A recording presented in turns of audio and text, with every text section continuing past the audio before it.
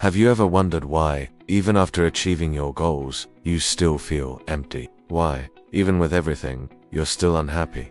Well, the Stoics have an explanation. They believe that there's something most of us don't understand about what it truly means to have everything. And they warned that, until we grasp this idea, we'll never be happy. So in this episode of the Daily Stoic, we're going to uncover why the Stoics believed we remain unhappy, even when we have everything we thought we wanted. There's 3 parts to this. First, the Stoics believed that when we say we want to have everything, we usually mean things like money, status, love, or a certain kind of lifestyle. And each of those things, the Stoics would say, is external to you. Second, they would remind us that these things are temporary and not under our control. So no matter how much we get of these things, they're always just going to slip through our fingers. And third, the Stoics would then say that the only way to mastery is by mastering ourselves and becoming indifferent to these external things, so that we don't rely upon them for our happiness. This is what it means to be free. So let's take a look at what they had to say about each of these things and see if we can figure out what it means to have everything. When we think about having everything, we're usually thinking about some combination of money, status, love, or a certain kind of lifestyle. For the Stoics, these things were not paths to the good life. Instead, they were external things that could potentially help us live the good life. In other words, they were external to us. We're not born seeking these things. We learn to seek these things. We develop desires for them. And while the Stoics would agree that it's okay to want these things, they would caution us that we can't rely upon these things for our happiness. Let's start with money. Seneca famously wrote, "Wealth is a great comfort in adversity, but one must not rely on it as a solid foundation for a happy life." That's because, as Seneca says elsewhere, all the goods of fortune are to be regarded as common and belonging to all men. That means money isn't something special. It doesn't make you special, and you don't actually own it. And at any moment, circumstances can change and that money can be taken away from you. Epictetus also reminds us that wealth does not make you rich. It makes you more miserable. Because when you have a lot of money, you become anxious that it might be lost. The Stoics would say that money can buy you many comforts, but it can't buy you happiness. And ultimately, your happiness is up to you. Now, what about fame or status or honors? Well, the Stoics say the same thing. Marcus Aurelius writes in Meditations, "Everything that is not done with is transitory. Everything that has been done with is already forgotten."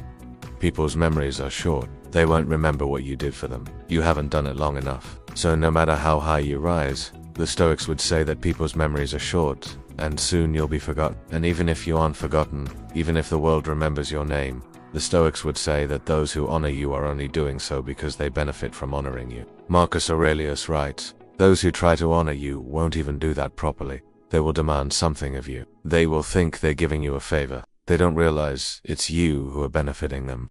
So, the Stoics would say that even when we attain the highest levels of honor and status, we should remember that we are still just human beings, and the people who honor us are just doing so to benefit themselves. What about love or family or friends? The Stoics would say the same thing. We all need people who love us, and we shouldn't take these people for granted. But the Stoics would caution us that people hurt us. They can turn on us.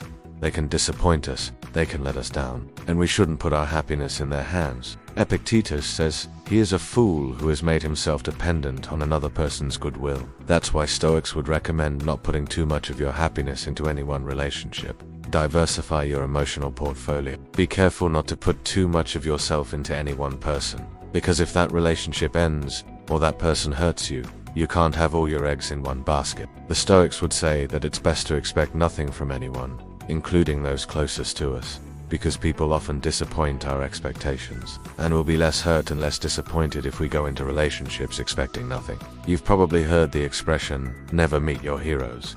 Well, the Stoics would say the same thing. They would say that we shouldn't put great hopes up in any person, because no matter how great that person seems to us, they're still human, and they're probably not living up to the hype. They're probably not the person we think they are. Marcus Aurelius writes, "When you look at the gods," he says, "you must think that it's not they who need anything." Look at how people behave toward those whom they regard as gods, kings, priests, parents, heroes, famous people. How many of them are deserving of the honor they receive? How many would be changed if they weren't honored? You see them straining to maintain their honors, and yet, despite all their efforts, the memory of many of them perishes. because they don't deserve to be remembered. All you can really know is what's in front of you right now. That's all you can know. So don't let yourself be fooled by reputation. So the Stoics believed that when we think we want everything, we usually mean some combination of money, status, love, or a certain kind of lifestyle. And they believed that these things are external to us.